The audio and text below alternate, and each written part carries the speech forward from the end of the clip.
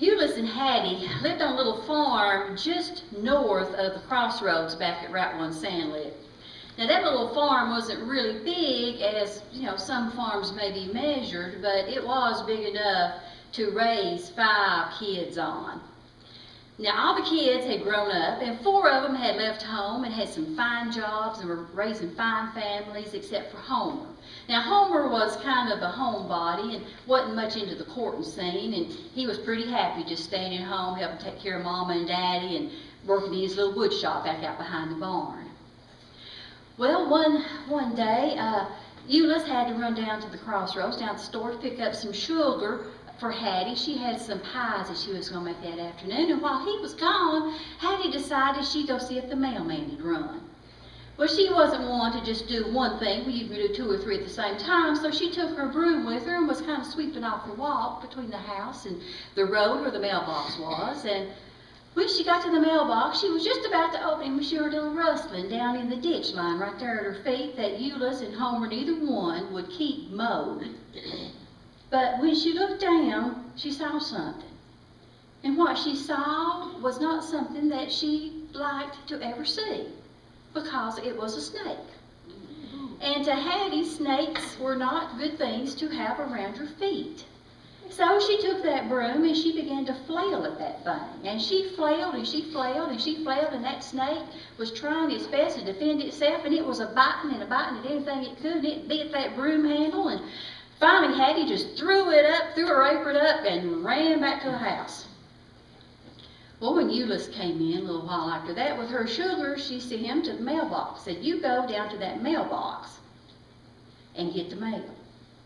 But she didn't tell him she had left her broom handle down there. When Uliss got down there, he saw something.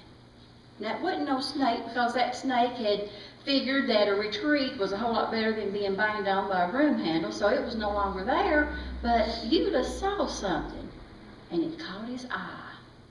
It was the straightest, biggest pole he had ever seen. He figured more than likely the light company or the phone company had been hauling some poles down the country, and one of them probably fell off the truck. And Uliss knew what he wanted to do with that pole. You see, Uliss wanted some guineas. Now, to the uninitiated, guineas are a lot like chickens. In fact, they're poultry, but they're a little bit different. They're a little bit sturdier and usually like gray in color, and they're famous for eating bugs out of your yard and out of your garden. And they're pretty good watchdogs too.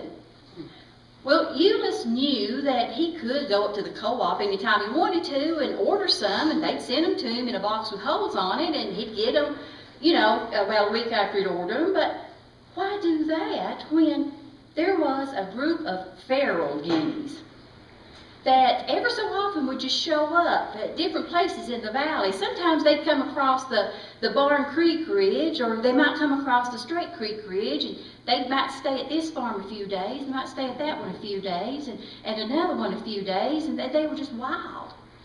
But Uliss figured if he had a nice little hen house, nice little roost for them, they might stay a little while. And if they stayed a little while, maybe they'd lay some eggs.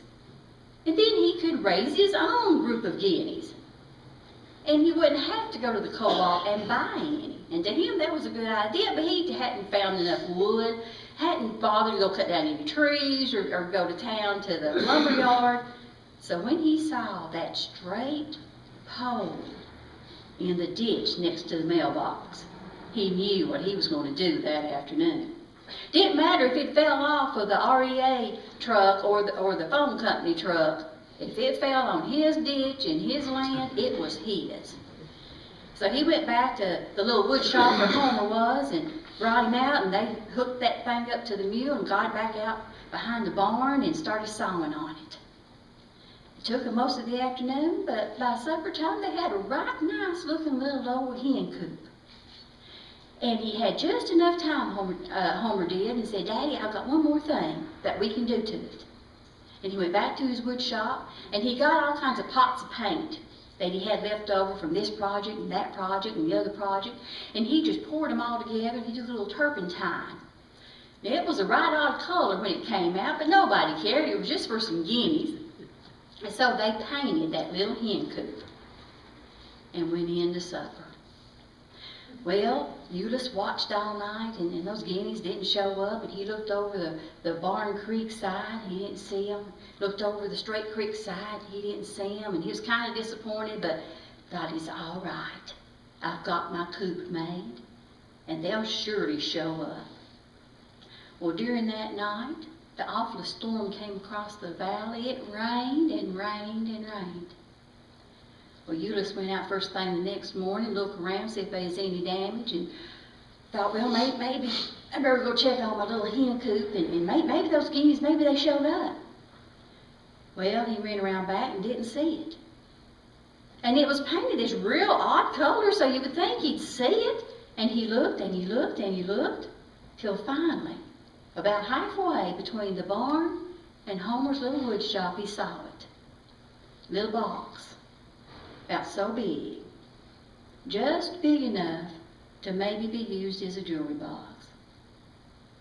Well, it's a good thing he hadn't put the guineas in it, because that turpentine that he had put in that hoe handle that the snakes had been biting on must have took all the swelling out. So he finally decided, well, if I want any guineas, I guess I will just have to go to the co-op.